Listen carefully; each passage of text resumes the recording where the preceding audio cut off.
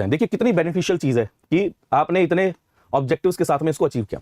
लेकिन एक सबसे बड़ा प्रॉब्लम हम यहां पर देखें कि एक ही लड़का या एक ही लड़की या एक ही महिला पिछले 20 साल से अगर आपके पास में अनस्किल्ड वर्क के लिए आ रहे हैं तो एक सैचुरेशन भी तो है ना भाई। आप उनको एम्पावर नहीं कर रहे हैं, इसका मतलब आप उनको एक तरीके से सिर्फ वैशाखी के रूप में क्या कर रहे हैं, बनकर आ रहे हैं कि भाई बस तुम्हें यहां पर पैसा दे दिया जाएगा, तुम्हें ये काम करना है। इसका मतलब हम उनकी लाइफ में कुछ अपग्रेड नहीं कर रहे हैं अभी भी।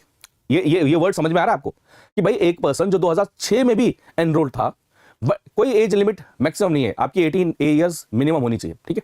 यानी कि स्किल अपस्किलिंग वर्क ये बहुत ना के बराबर है। गवर्नमेंट ने अब इसके ऊपर में काम करना शुरू किया कि भाई जो हमारे पास मनरेगा का इतना बड़ा डेटाबेस है, क्यों ना हम उसके ऊपर में क्या करें, अपस्किलिंग करना शुरू करें। दूसरी बहुत बड़ी प्रॉब्लम है कि गांव में अभी बहुत ज्यादा करप्शन है। तो गांव में करप्शन क्या है कि कई सारे लोगों के घर के अंदर में ऐसे ऐसे लोगों के नाम एडिड हैं जो काम कर भी नहीं सकते, उनका भी नाम ऐड है। कई सारे ऐसे ऐसे नाम है जहां पर बीच में प्रधान टोकन मनी ले लेते हैं। अब कई सारे लोगों ने कहा कि सर अब कैसे लेते होंगे। पहले क्या होता था कि बीच में ना प्रधान 100 रुपए खा लिए, 200 रुपए खा लिए और पैसा दे दिया, तो गवर्नमेंट ने कहा कि हम डायरेक्ट बेनिफिट ट्रांसफर दे देंगे। लेकिन जब गांव में आप रह रहे होते हैं ना तो आप उस इकोसिस्टम से नहीं बच पाते। तो वो क्या करते हैं, कहते हैं जी आपके खाते में पैसा आया, पैसा आते ही पैसा निकालिए और हमें क्या हाथ में क्या दे दीजिए, पैसा दे दीजिए। तो ये भी एक करप्शन अभी देखने को मिलता है। प्लस में वो साठ गांठ।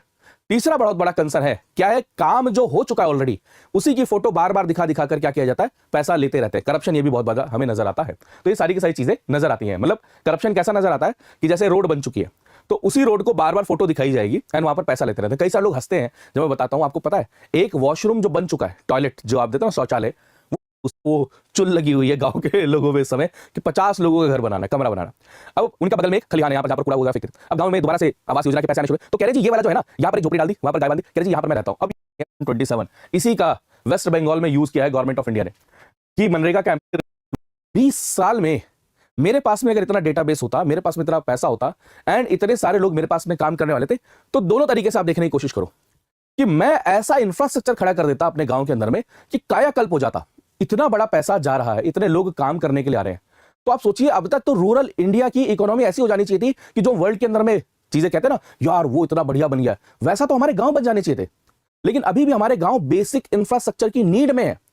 आप सोचो गांव के अंदर में ये सब कुछ होने के बावजूद, ग्राम सभा में पंचायत के पास में पूरा अधिकार होने के बावजूद, पूरी प्लानिंग होने के बावजूद, उसके बाद भी एक एक गांव के अंदर में एक एक अपना खुद का एक पॉन्ड नहीं है, उनके अपने खुद के वाटर कंजर्वेशन की बात नहीं है। तो इससे आप अंदाजा लगाइए कि ये, मैं कई बार कहता हूं, ये अल्टीमेट फेलियर है हमारे सिस्टम का।